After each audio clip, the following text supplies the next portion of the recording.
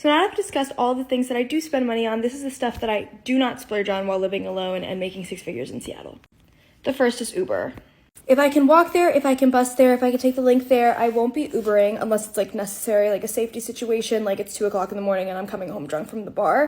However, other than that, I won't be Ubering. I try very hard to walk, bus, those kinds of things. And it's so expensive and it really adds up. Next is ordering food. So ordering food from Uber Eats, Grubhub, those kinds of things. These things are such a money suck, and every single time you order from them, they add like $25 worth of fees on there, like taxes, driver tip, all of that stuff, and it's just so unnecessary. So when I do want to eat out, which I do, I eat out a lot, I will go pick it up or I will go eat out there.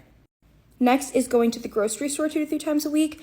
I've just found what works best for me. I live alone and I don't like to make huge heapings of food just at once because I can't eat it all. And also just buying a bunch of ingredients without any idea of what I'm going to make with it, what I'm going to do with it, just doesn't work for me. So I usually meal prep and try to figure out what I want to eat for the next few days or for that week. Next is buying lunch out. I go into the office 3 days a week, and every single time I'm in the office for lunch, I will bring my own lunch because I will not buy a $25 chicken sandwich from a food truck. No hate to the food truck, but it's just not worth it for me, and you end up spending so much more money than you're realizing, and I don't like spending money out of convenience. Next is coffee. I have an espresso machine in my apartment, and also I get free coffee from my office, so I very rarely buy coffee outside of those situations. Next is brand named clothes, bags, shoes that I wouldn't wear normally. So this means like I have luxury items, like I'm wearing a Gucci ring right now, and I do spend money on things that I like, but I spend money on things that I know I will use and wear. For example, for the past 23 years that I've been alive, I've always worn jewelry, I've always worn rings, and I've always loved wearing rings. So in those cases, I will splurge and spend a little bit more on a good quality ring that I can wear forever. However, for a bag or a wallet, for me, that just doesn't fit my use case because I don't use purses very often and I don't use wallets. I have a phone wallet. So for those reasons, I don't think it really makes sense for me or someone in a similar situation to spend $2,000 on a bag that they will probably use once or twice a month.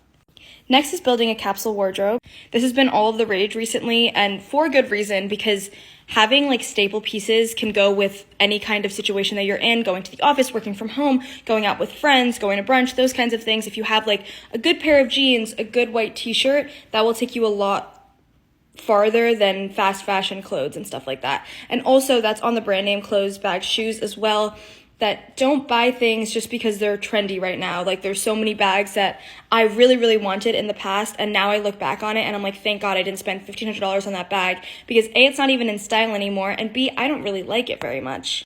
And last is expensive hotels. So by this, I mean like expensive travel in general. So I'm pretty young, I'm 23 years old, and I do love to travel and spend money, obviously, but something has to go for me to be able to afford all of this. And that means expensive hotels, expensive flights. There's trackers now that I put on my phone for if I am interested going somewhere, then I put the tracker on so I know when it is cheapest to fly. Additionally, if it needs to be 4 people per hotel room, I'm completely fine with that because I don't really need my own space when I'm traveling because I'm usually not staying in the hotel very often. It's mostly just to sleep. So yeah, those are all the things that I cut back on so I can afford all of the other things that I do enjoy spending money on.